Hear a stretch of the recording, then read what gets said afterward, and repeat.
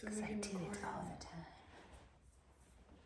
And we're here. We're here. Are we getting any? Oh, yep, there it is. We are here for real. We're here for real, for real. Episode 2. We made it through episode 1. Yes. And we're here for episode 2. Still the same of us. Is that a word? Same Rachel, and Elizabeth. So, knock yourself out, people. I love that. I don't have my notes though, because Because we're using the phone. Okay, so we were talking about sadness being a cover, right? So people think they're sad, but really they're filled with rage or they're deeply angry. Yes. And we were talking about our thoughts around that.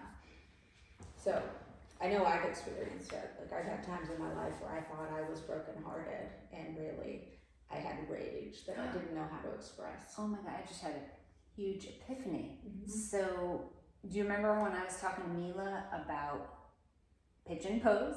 And she's like, I haven't cried yet. And I'm like, I get angry. Yep. Do you think that's like It's in your hips. my anger? Is it your hips? Your anger is in your hips. Unexpressed anger. So that's why usually I do cry when I'm mad. Really? Oh yeah, like Are they like horrible. angry tears shooting out of your eyes, or do you get like No, I have frustrated? both. No. No, but I cry. Like if I'm in an argument with somebody, I'll cry. Not that it happens very often, but and I'm like, I'm not sad. I'm not sad. I'm actually mad. One of the interesting things I found happen with somatics is I used to get so upset that I couldn't find my words, and so then I would cry because I had a lot to say, but I didn't know how to get it out, and so I'd get frustrated and there would be tears.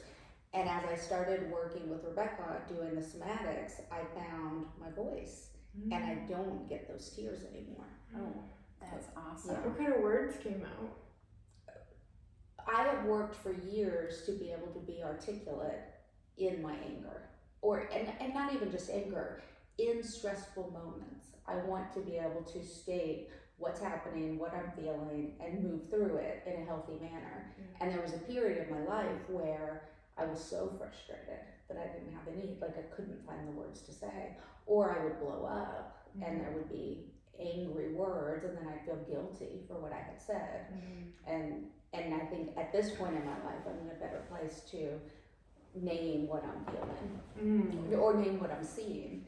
Like this just happened, and I don't like that because like, my husband and my arguments have gotten better because it's not frustrated finger pointing. It is, okay, when you said that, I felt this. I know that's not what you intended. Let's talk about it. Yeah. I've actually been also very recently been able to keep myself from not, just taking a minute and It's a good feeling. Yeah. I also had a therapist, and one of the things that she pointed out to me was that I wasn't allowing myself human emotion. So when I got upset, I would shame myself for reacting however I reacted. I yelled at my kids over something, it wasn't that big a deal, and then I'd tell her about how bad I felt. And she was like, you're a human being. Like, at some point you have to allow yourself to have human feelings. And I was like, what? I'm not a human. What? That's crazy. I'm supposed to be perfect. I know what you're talking about. Yeah, wow. I think when it comes to connecting the somatic healing with emotion and allowing ourselves to feel, I can relate to with Rebecca, working with Rebecca. It was the act of stopping and ceasing everything that allowed me to emote. And what came out at that particular time was this like like a physiological sigh. It's where you go like you do twice. I had one of those, like when you're a little kid or a little kid cries and it's like the I had one of those, but it was just from my like diaphragm. Like she was like had me in almost like a nidra kind of vibe, where she was sort of talking me through like relaxing, and yeah, it got to my solar plexus area, and I think that's where all of the culmination of all the negativity comes from the top and from the bottom and from the sides. Like it all packs into my center, and that's why I've had trouble breathing and anxiety. So whenever I don't remember what she said, but it was like, oh gosh, I don't remember. I just remember the feeling, but I think that's the most important. It was like this warmth and like a comfort in my solar plexus where it felt finally okay to like let go of like bracing. And yeah, as soon as I let go, like my body physically reacted and I emotionally reacted. It was like one of those cries where I was like it literally felt like I like breathed for the first time. Like it almost felt like I was in the middle of a crying fit, is what my stepmom used to, I was having like an episode, but really I was desperately seeking a mother's love and she was punishing me. So like it was almost like I was in the middle of being locked in my room crying for hours and being ignored, and I came to this moment on this mat in this studio and finished it, is what it felt like. Wow. It was like, you know what I mean? Like, like when you get something stuck in your throat and like 4 hours later you're like, ah, there it is.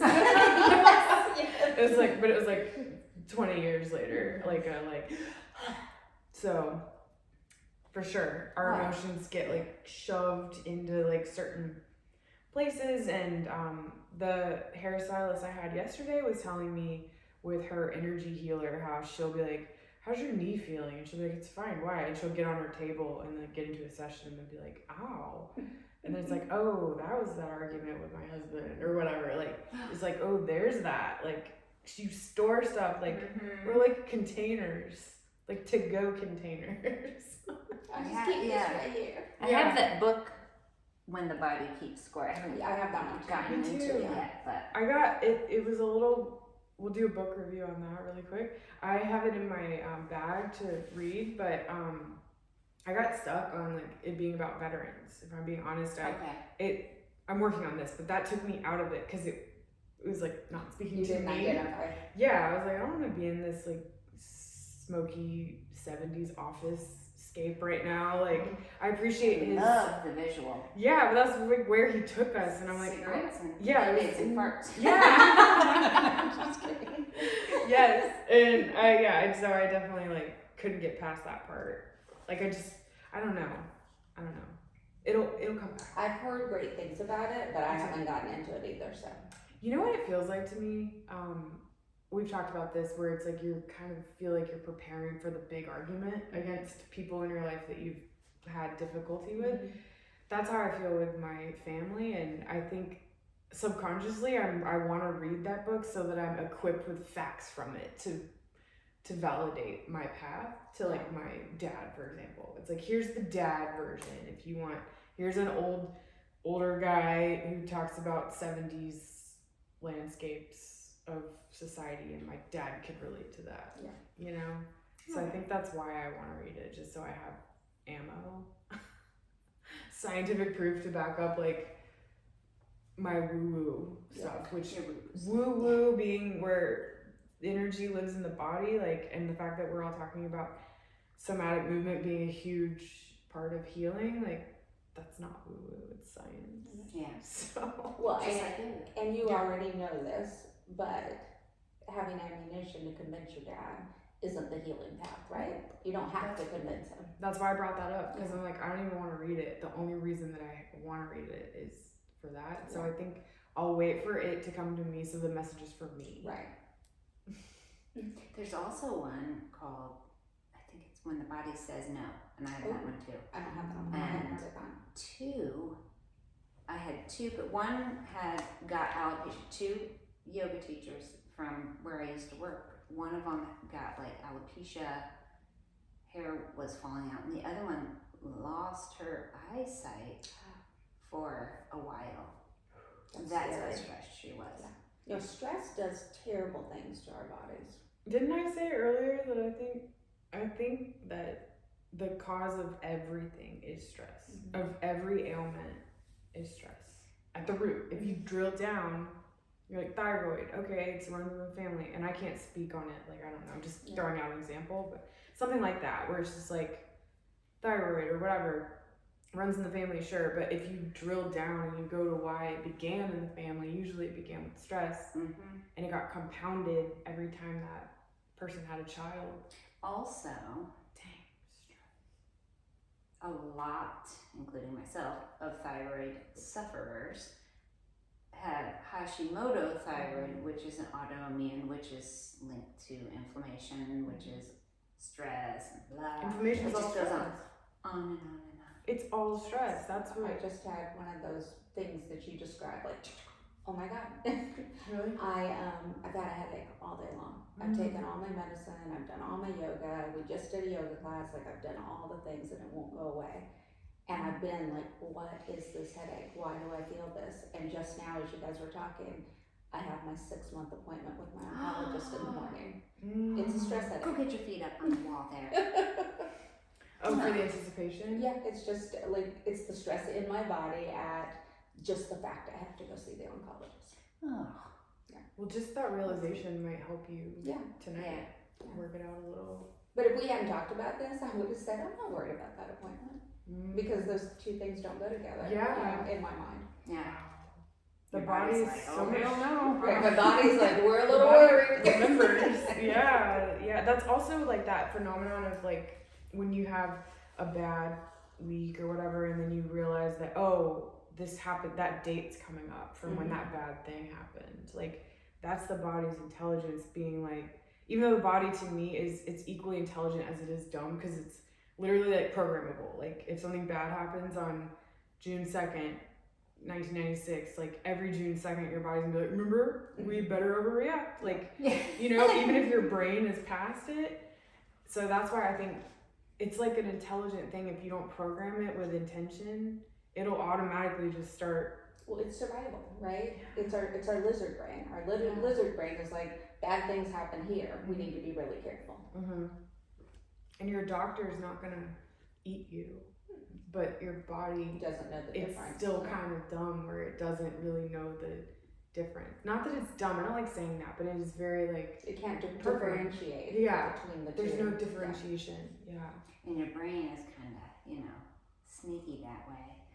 I remember taking a yoga class, and when we were doing something, and she's like, your brain is trying to protect your body, but your body knows that it can do this pose for 3 full minutes and you'll be fine, but your brain's like, this is gonna hurt, this is hurting, it's starting to have that hurting feeling, the next level, when really it's just. Well, that's even the thought process around, does this hurt or is it a stretching sensation, right? Yeah. And we don't know the difference. Anything uncomfortable, we try to get away from.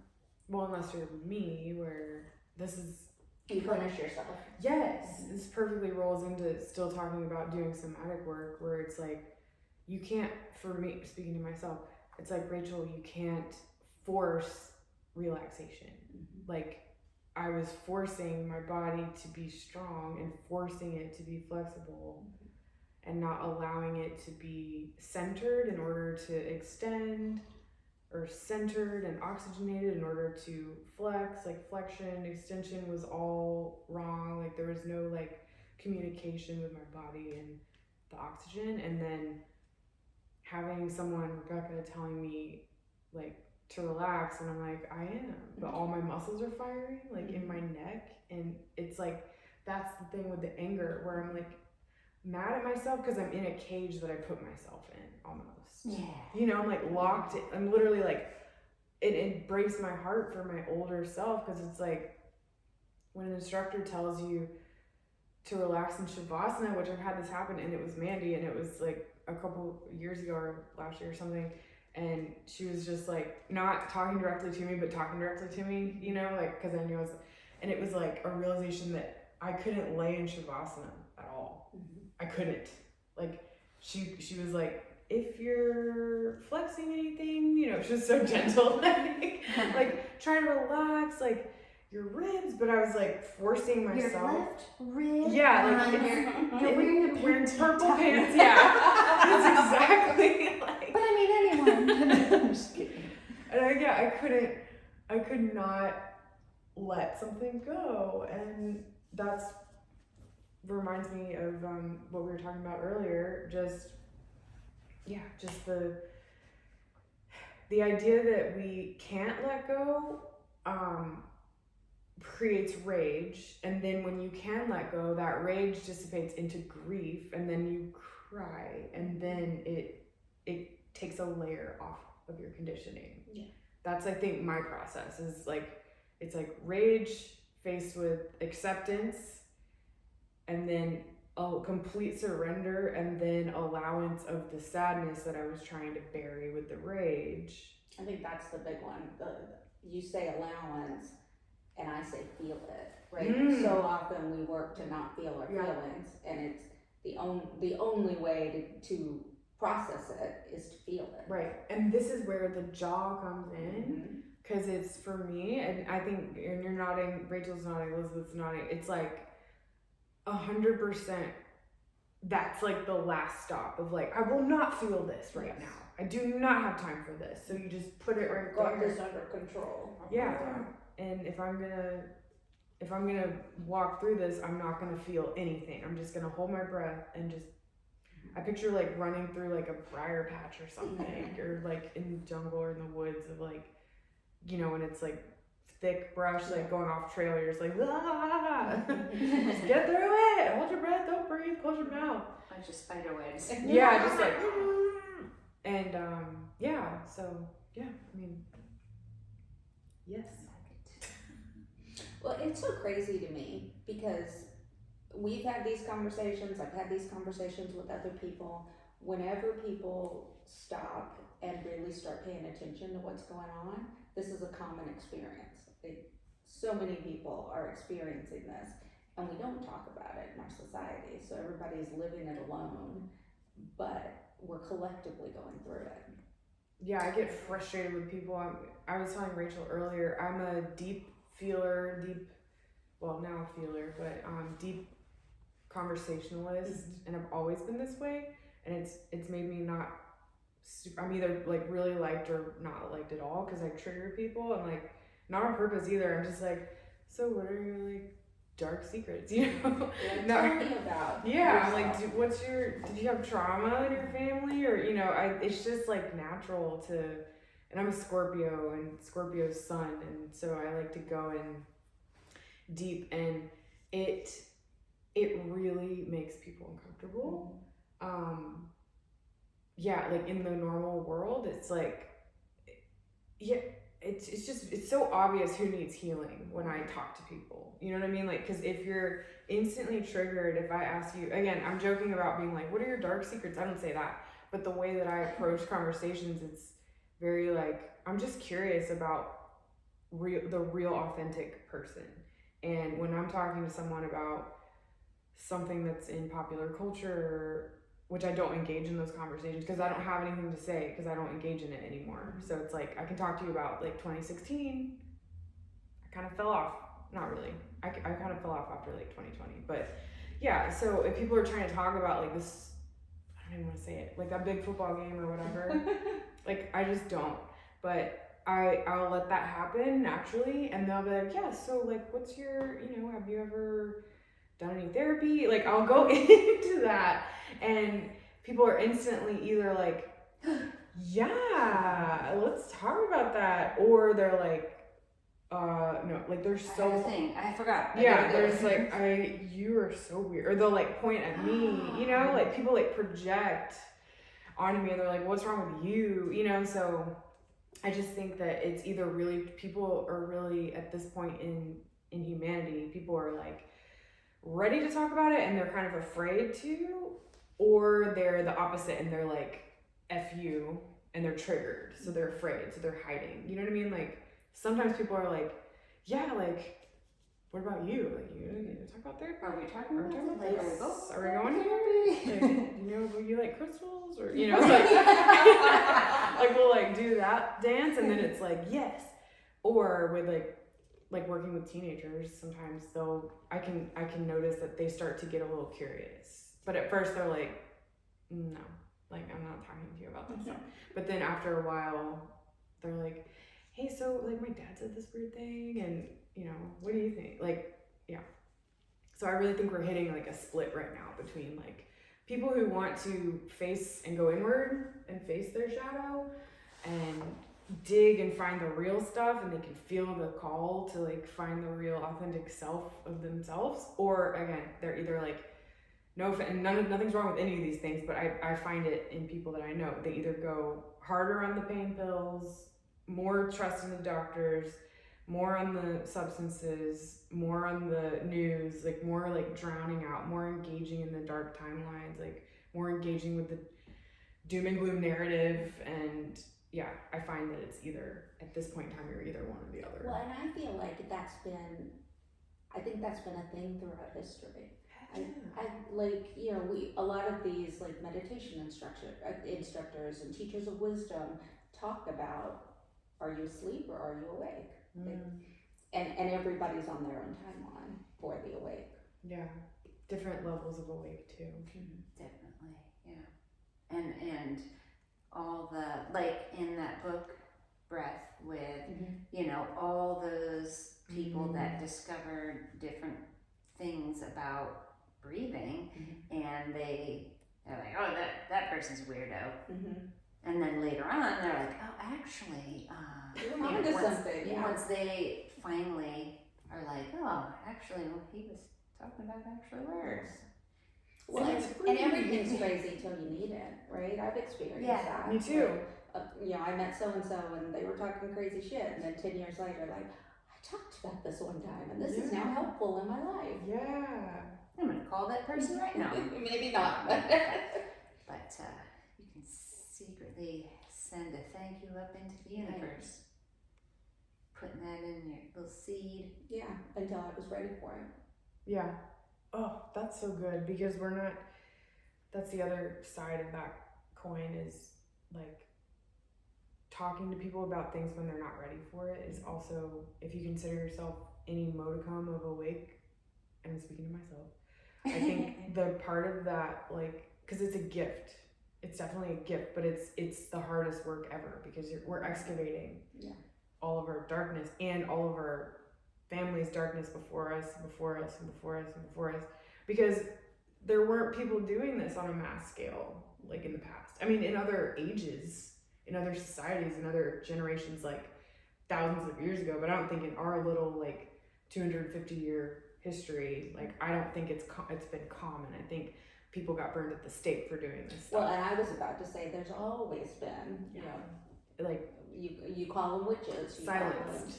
You call them midwives. You know, there have always been healers. Yeah. It's just, what's the name associated with it? Yeah, exactly. And I think it's this time that we're at right now where more and more people are listening to that call within to become their most authentic version of themselves. And I think that I just think that those numbers are getting so big that it's changing things on a massive scale, you know? Like, there's more of us than there are of the ones who are living in fear. It's just, I think that the ones who are living in fear are divided amongst themselves into, like I said before, the like curious but still like going along with everyone, like, you know? They're the louder ones. And then there's the ones who are like dead ass asleep, and they probably aren't coming with us until they die. Like, and that sounds so morbid, but that's what I say to myself around people who I care about, who constantly don't call me to my face, but they think that I'm mentally ill. They don't think that I'm like, they don't believe anything I say. They think everything I say is, they're looking for a reason to call me mentally ill. Well, and they're dismissing it. Yeah. and sort of silencing me. And so I think a lot of people are afraid of that, and I think that that's a very well-founded fear, because you don't want to be the one in your group that people are like, are you crazy, or are you, you know? And that's, I've been not outcasted, but definitely been looked at with a different lens than if I had just remained, I hate using this word, but fake. Like, I realized. You assimilate. Thank you, that word was right there. I've assimilated to my surroundings in order to be accepted, to keep the status quo so that everyone stays happy. Until 2020, 2021, I started to be like, everything tastes bad, like figuratively, everything smells bad, like everyone, and that's when I think I started getting into my energetic gifts that I'm trying to develop. It's like, I think I started like really detecting it and just being like, oh my gosh, everything around me is disgusting, including the people in my life. And not that they're disgusting, but it was an energetic mismatch. And anyway, I say all this to say, I think that what I went through and what a lot of people went through around that time is just that, simply waking up to yourself, like to something in yourself that's wiser than your program. And I think more people now are going through that, like bigger chunks of people are going through it right now. You know what I'm saying? Yeah, and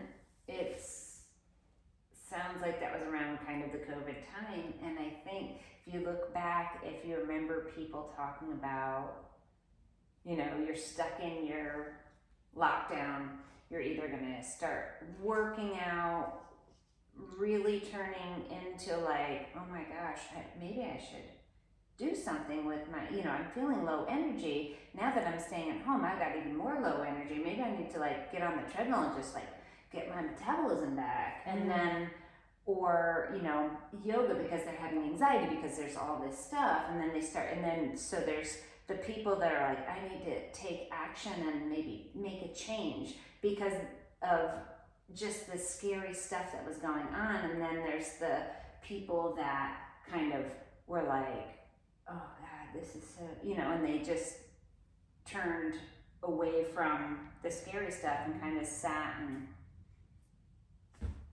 didn't really do something about it, listen to the news, different, you know, any news you turn on was something Scary. a little different.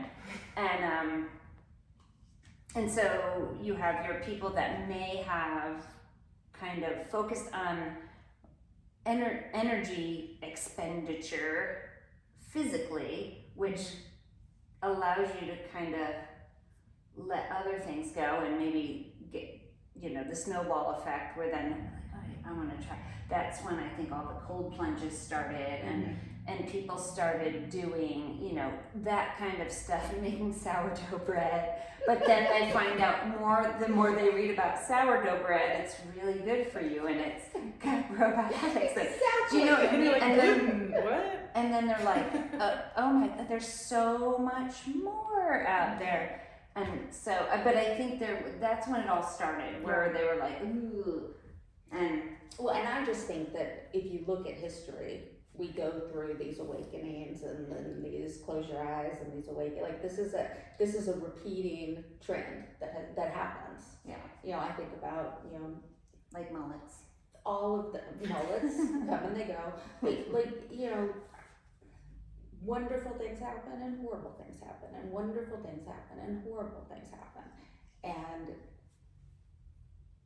what I have learned from my yoga and from my meditation teachings is my happiness can't come from what's happening in the world. My happiness has to be tied to just being thankful to be here, thankful to be alive. And even when times are bad, I'm still thankful to be alive. I'm thankful to be here. And dig up those little grateful the moments. grateful pieces and the, you know, the things that like the mystical in my life, as opposed to, well, I need politics to be better and I need, you know, all the laws to work perfectly and I need this, you know, I need patriarchy to be gone, and like setting up those kind of benchmarks is not a recipe for happiness. Mm-mm. Oh, just the same as like anything external. Right. Like if I make more money. Like during COVID, I tried everything to feel better except leave my job until I finally left it. But like getting that raise, I literally have never been more depressed. Like, there was just no amount of money. Like there was no amount of money. I was in such a low place, like so beyond burned out and facing myself, like having to turn inward and didn't like anything I saw about myself. And that was reflected in all of the outer, like my friends, like my hobbies, my diet, like everything was, my working out, like it was all wrong. And yeah, I think that, but there's a balance, like starting to look at my inside, started to change those things little by little. And so then the outside reflected more so the inside. And yeah, I mean, I don't think there is no perfect, the only perfect world is when a person is fully in love with themselves and living life, I think. Because then everything outside reflects that state. Well, and there's no guarantee that everything's going to reflect that state. You can still go through hard times. Right. You can still Right. not have enough food to eat. You can Yeah. still have your house burned down. Yeah. Like, there's no promise of no struggle. Mm-hmm. Like, the work is getting to the point middle where you path. can be happy during the struggle. Yeah. Absolutely. Absolutely. There's definitely gonna be struggle. Maybe tiny ones, but there's that. Like you said, the fluctuation just keeps repeating and repeating. Yeah. I wonder how big of a big split there's gonna be whenever that happens. Who knows? It feels different. And it feels Better? like, yeah, it just feels like, to me, it feels like more people will be on the path of realizing what Elizabeth just said. Instead of more people, I feel like people are either clinging so tightly to what they know, and I think that deep down they know that they can make changes, but they are clinging onto the external, like into the narrative that things are getting really bad, and I hate to keep using like dental things, but it's almost like No, if you have like a tooth, I know, if you have like a toothache, if you like kind of push on it, it hurts, but it like there's like that good hurt, and it's like, why am I doing this? Like I feel like a lot of people might be in that mindset of like, I think it's like human nature, or maybe not, but I think that there's something inside of some people that wants to see chaos because they just are so lost that they're just like, burn it all down and we'll see where I'm at on the other side of it, So I think that the people might be addicted to the news and like the things going on outside that we can't control. And it's like watching a horror movie. Like it's like entertaining in some aspects, I can see that. You get almost addicted to that. Yeah, it's a sensation of fear or like worry. I feel like, and I've been reading a lot of things, but I think that they touch on this in the book we're reading for book club, In a Buddha's Brain. The first art and the second art. Yeah, well, because they were talking, I think what I was reading last week was they were talking about how neurologically we are wired for the negative. It's much easier for us to believe that something bad's going to happen than something good. Yeah. And so unfortunately, when you're given two media options, the one that tells the scary story gives you the dopamine hit, you're wired to continue going back to that. So it takes a choice to not continue going there. That's the addiction too. Just like it takes a choice not to run through the drive-through instead of making yourself something, It's like that same. Yeah. So that's human all nature. the stuff that we're talking about takes effort. Yeah. And when you've been raised to live a certain way, and it's been working to date, and you may be miserable, but it's comfortable misery. It's familiar misery. So you're going to choose familiar misery versus scary other stuff, weird yoga lady. Unknown. Right? We don't know if it's going to be miserable or not. Right. We don't know what's going to But be it's not out worth there the at all. risk for some, It's not worth the risk. Sometimes you take it. And it's amazing. I've done that and it feels so good. And then I forget and whatever the next thing is, and I have to like go through it again. Ugh, so hard. I love that. I think also it's that lack of effort is it reminds me of like ski slopes, like the path that's like more used, your skis are gonna like click into it. It's like that's the pathway. We're just gonna, but to use a new one you gotta carve a new path. Trail, And then it gets easier over time. But I think it's just that jump over for us as humans. That's what makes it so difficult to choose new and unknown. And it's worse now with, having that immediate satisfaction. Yeah. Nobody has time. They do have time, but they're like, I don't have time. I don't have time to, make my own sandwich. I'm just gonna run out. When really, it takes way longer. Yeah, time. I love that you brought that up. That was something that really shifted my psyche in 2020 was time. I was at the dog park and my little doggy bag flew out of my hand, and this guy, it was like in March 2020, so it just happened, and everyone in the city was all locked down. Everyone everywhere was, but like we were all in this, like, I haven't seen you. Yeah. Like, what are you human here right now? It was just, we were all, everyone went through it. But this guy was still stuck in pre-COVID, and well, that's not fair to say. The bag flew out of my hand, and I was starting to realize that I didn't have to rush to get back to the office. Like, I had time to like play with my dog, and I had time to take a leisurely walk, and I wasn't like clenching my teeth and power walking to get back to my car, to get back to my house, to get back to my Zoom meetings. It was like, I can take time. Like, it was like the first week, I was like, F you, boss. Like, I'm gonna take an hour and a half. And the guy started sprinting after my bag, and I remember thinking, bro, look around, like, ain't nobody going nowhere. And and I literally just slowly like walked towards him, and he like rushed to me and was like, here you go. And I was like, we're in a different world, sir. Like, don't you realize that you can like speak in slow motion and still have time to like, because there was no traffic, like the whole city was like a ghost town. I know, I was like, I can drive like slow and take my time and not grit my teeth, like. Yeah, so it really changed my relationship with time. And of course, after a few months of working remote and getting into that groove, I went back into my old patterns and was like, now I'm in a different place. But yeah, just the idea that suddenly the whole world had permission to take a breath, like, really made me feel like, if this is possible, what else beyond this little world that we're living in is possible? The whole world can realize that, and I guess the world, I mean like my immediate world of the industry I was in and like the city I was living in, and just that fast pace. It's like all of us had to be like blinking each other at the grocery store through our masks. We were just like, do we just get to like walk slowly? It really shifted like where I was rushing in every single aspect of my life.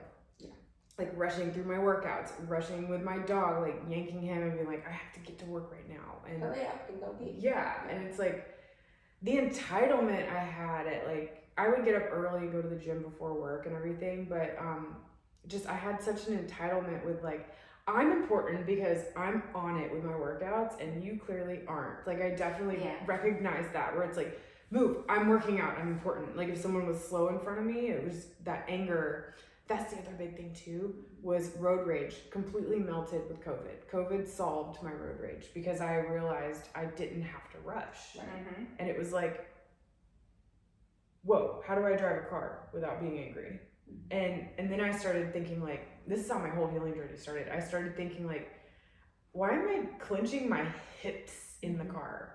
Like, it started actually with my toes curling. When I would be accelerating, my toes were curled like a fist. And I was like, one toe at a time. I was like, we don't have to do it like this. And so I started to, that's where I think my somatic stuff happen like intuitively. It was like, holy shit, my whole body is one giant contracted muscle, including like my eyelashes. So like, where can we slow down? Yeah, that's. Well, and because all roads lead to sourdough bread, like, Yes. part of what I love about it is I've been working on my starter for 14 days. Like, I'm nowhere near 14 days, and I'm nowhere near baking a loaf of bread. Right. But I'm doing something with it every single day, and I'm smelling it. And it's sitting at home on a heating pad right now, wrapped up in a it's little so cozy kitchen towel. Aww. I joke that like my starter is being treated like our fourth child. Yeah. And Gotta put The the baby's starter to sleeping. bed now. it's not warm enough. We need to turn the heat up. Is it gluten free? Uh-huh. It's gluten-free sourdough. I know, I was like, put me on the list. Yeah, me too. Sign me up. I'll buy a loaf. You can start a side hustle with that. Side hustle. Especially since it's made with love. It is Yeah. made with love. Absolutely. Edgar Allan Doe. That's right. How many more bread puns should I even ask? Gone. Never happened. So to head into the ending of the episode journey, let's talk about, because this cracks me up. Yogi's gone wild. No, I don't know, but the safe space. So holding space as like a yoga teacher or anything similar, like even like hairdressers, like we were talking before, and keeping yourself safe. Your energy. Which we talked. So, and I don't know how to talk to both of you about it. About, at the beginning, when I first took my yoga teacher training, I did not feel like I could lead a class. But then, and we talked about something about this, and you'll know exactly. So, where I took my YTT and the way they taught in that room, the stuff was in the back. So you're all like, if you had I had my iPad and there was a little table and counter and the sound system was all back there behind them and they faced the window. And so you taught behind them and you walked around. There was no mat. You didn't have a mat. You just verbally taught. Yeah. And I'm like, oh my God, turn the lights down low. Yeah. I got this. And then to watch people go up to several of the different teachers after class, with like, oh my gosh, that was amazing, or that you really knew exactly what I needed today, and blah blah blah. I'm like, I want to be, and being an empath too is, that's what you want, and you can feel it in the room. I didn't know who it was at the time. I still can't figure it out sometimes. Like I said, I can't control it, but you can feel it in the room. Like the other day when I had to run out and get my little spray and spray it because I needed to protect my own. I was having like a moment, and I'm like, I can't project this on other people. So ran out here. Thank goodness there's like an array of awesome Smells. aromatherapy out there, and it really was like therapy. But also like going to places, and I may or may not have lost my shit a few times. I never am intimidating to anyone. I'm the crazy lady that is so emotional and can't control herself, because again, crying or whatever. So, and I'm like, if they, and all I could think of, if they knew I was a yoga teacher, the shame that would go with that, The whole industry. they're never gonna let me teach again. But I think, and I'll pull in. I don't protect my energy enough, because I think circling full, for full circle, as you say, back to the beginning about holding it, and not so much here. I think you would think a group of people would be even more intense, but like with hair, and I think because I'm also touching them, and it's like one person for 2 hours or 9, you know, depending on what you're doing to them. And I figured out a few things, but I still sometimes can't protect my energy, and I have to like, you know, go and figure out how to help myself there. Like go do some meditation does help. Yoga Nidra helps Absolutely. a lot. But that's why I was wanting to get more into the somatic stuff, because I think it would help me get it out. Yeah. Have you had an experience like right after a client left where you just could feel like heaviness? Oh yeah. Really? Did you know this whole time, your whole career, that was happening? Like that it was someone No. else's? Okay, so the empath thing is fairly recent. Yeah. So, okay, because I feel like as a client, as a person who gets their hair cut, it does sort of lend itself to like you're a therapist. Like there's someone above you like touching your hair. It's like kind of nurturing. So I'm sure it's hard to like put a boundary. Yeah. Well, and I do, and I allow them to talk, and I'll talk with them. But some, you know, I mean, like we said, like the suffering. I mean, the waves of suffering, and you know, don't want to miss your hair appointment. So sometimes they come in with a lot, and I fully want to be there for them, but then it like sticks to me, which again is fine, because maybe they left a little lighter. I don't know. You know? Well, yeah, but it's also not. There's like a way for you to reallocate that, like away from you. I don't know. Yeah. So I've been in my new space because it's new. I've been mostly able to, every once in a while, because I'm still like trying to figure it all out. But the walks in the morning that I do on Instagram, like that's my preparing myself to receive energy. Yeah. Or to be balanced when you walk in. Yeah. And be able to do it. And then spacing out. Now I have so many spaces in between people, so I can like Give yourself down. Because I also feel like I'm passing it. Yeah, for sure. I don't know about I mean, with yoga too, I mean, what's your experience there? I feel like that's why I come early too. Like I came in here today and just did whatever poses felt good. And I didn't move around a lot. I did like tree pose, and I did like, I don't even know, I did whatever felt good. And then I laid down on the floor with my, with my soles of the feet, knees bent, put one hand on my heart, one hand on my belly, and just kind of, and this is the part I love with Laura, I can hear her, like, I don't know what she's saying, but I can kind of hear the murmur through, and I can just let it roll. Yeah.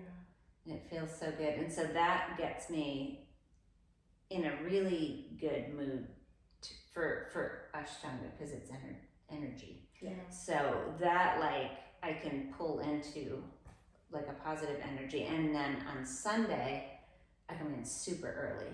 Yeah. And I have my story or whatever I'm doing and my playlist, and I jam out.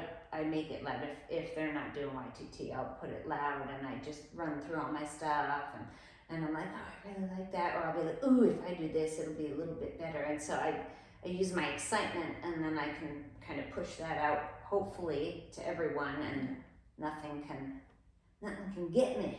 Yeah, I feel that as a student of yours, definitely feel it. It feels prepared. Yeah. The space feels prepared. Good. And then I have my super secret towel at the end of class. I told her earlier, I had no idea that there was even an early Sunday class. this whole When time. magic was happening. I thought that it was only on at The 4. Burger King, yeah. I can't believe that. So I'll be coming if I can next time. Well, I'll be here on Saturday, March 2nd, but you won't be. I don't Oh yeah, you'll be at the retreat. Yes. So, there's that. But that's okay.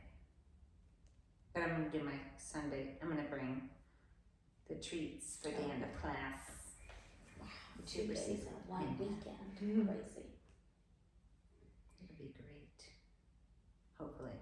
Gosh, don't put too much pressure on myself. What about you?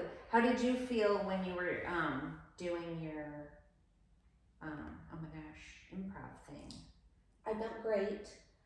I have been on a journey of figuring out how to manage my energy and not get it confused, you know, and not just with yoga, like work and Oh, yeah. social and yoga and art classes, like anywhere I go. For years, I have been one extreme or another, but like that, finding that center space has always been really hard for me. And so I think one big thing that's helped me is letting go of expectations and stopping having a plan, right? Like, cause I'm a perfectionist, so I'm an over preparer. And then when things don't go to plan, I'm devastated. And so like over the years, I've learned to stop that. Like if I know what I'm doing, then I don't need to over prepare. And you know, so that's helped a lot. And then just really in each moment checking in and saying like, okay, what am I feeling? And are those mine? Because if I'm feeling what somebody else is feeling and it's not mine, I'll be super energetic in an inappropriate moment, right? Like, you know, these weird things happen, and I've had to get really good at identifying, like, oh wait, that's not mine. You go over there. That has happened to me a few times. It's real. And I didn't really realize it until just, I don't know, the past couple months or whatever. And I'm like, oh my God, that's not mine. That's contagious. Not in a bad way. Yeah. Mostly it's high energy, which I'm like, ooh, maybe I ride this wave a little. Like, I need a little high energy. And so I'm still learning. Sometimes you don't. Yeah, and sometimes you don't. Well, it's so and funny I if I there's feel a it. difference between high energy and chaotic energy. Yeah, yes. High energy, I'm like, I love this. Chaotic energy, I'm like, Yeah, this it's doesn't like- feel great. It's the wrong way. It's so funny in class too to watch like the different things happening, and like you can tell. And I don't know, I can't remember if it was you or not, but somebody had high energy and somebody was like, Tapping. I didn't notice tapping, but somebody was like, I don't know, they were like sitting and they. It's probably me. It might have been since You you're in all the classes. You commented one time because I was doing the somatic swinging. Yeah. And you were like, I knew things weren't going right. Yeah. And they weren't horrible. Right. But No, they were just like, horrible. you know what? I'm gonna take care of this. Yeah. Something Right needs now. to be managed at this moment. And I like that. So I'm just now starting to like Well, get it's a in it. beautiful thing to have the tools, Yeah. right? Because years ago, I had those same feelings, but I didn't have the tools to work with them. And so I just felt overwhelmed. Yeah. Or I went out and drank a lot and made bad decisions. Yeah. So you bottle it up all for the bottle, or you just, for me, like today I had to deal with something like that, and it was like a perfect opportunity to find my tools, and it's like, where are they? Sometimes. Oh, yeah. Like, I cannot find I them actually down here. I thought I packed that tool belt today. But yeah, so it's just like, for me, that when I wasn't able to find like a tool, all I could do was like, I don't know, I think I tensed up, and so I felt like my whole body it was heat. So to me, when I feel that sensation, that's the beginning of either a lot of creativity or a lot of anxiety. And I think what I've been learning this last week is that it's so much easier to say it than it is to be in the middle of it. But I think what I've learned and I'm going to continue to practice is allowing that sensation to go wherever it wants to go and not being in the way of it, so that's equivalent to us feeling our feelings. And for me, that feeling was rage and contempt and disgust and like incredulousness, like what the actual fuck. But it was like past the point of me being able to like laugh and let it roll off like water on a duck's feathers. It like went in and created that sensation. So as I'm saying it, I think this is what alchemy is. And I failed this time. I failed at alchemizing it, but because it just sort of sat until like someone else acknowledged the situation, and then we could like sort of commiserate together. And I think that that's okay in certain situations, but I think what would be like, if I could pick my ideal reaction, it would be to alchemize it into creative moment of inspiration for myself, because it's just energy and it's just vibrating real fast. And that is, again, that can either be the beginning of a huge burst of creativity if I allow it, or if I resist it, it becomes a moment of just anger and contempt and disgust, and just sort of sits on me like a wet blanket. Ugh. Until I can talk about it, which I was able to talk about it right then, so it's good. But you know what I mean? Like, how many times in our lives have that happened and we've not been able to talk about it? Not been able to talk about it, or not even be able to acknowledge it. But I think the other piece is if you're anything like me, when the rage comes, you also feel shame for the rage. Yeah. So then you're beating yourself up. And back to our conversation at the beginning, my therapist would say that we are human beings and we are allowed to have human emotions. Yeah. Like, that rage is not wrong. Yeah. It's your feeling in the moment. Yeah. You know, you choose how you act on it. Yeah. Yeah. But having the feeling is not wrong. Right. And allowing it, then it can be alchemized somewhere in the process of allowing. Right. Boom. When That's we magic. shame ourselves, then it gets stuffed and it's it's more pain in our body. It becomes a hip problem. But when we acknowledge, right? But when we acknowledge, like, that happened, and I was pretty mad about it, and I'm better now. Yeah. Well, I got to do it just now, saying it, so thank you. That feels very cathartic. No, it wasn't me. It is space holding, yeah. It's all of us. It's this circular rug. It's the moon. Yeah. And it's getting towards full. Yep. Yeah. Well, I think that's a good place to start. Yeah, I think I think so. The moon. Thank you, ladies. Thank you. Thank you. Have a great Ending, night. we said that at 3:33 on the timer, so that's a good sign. I got it. Sending love.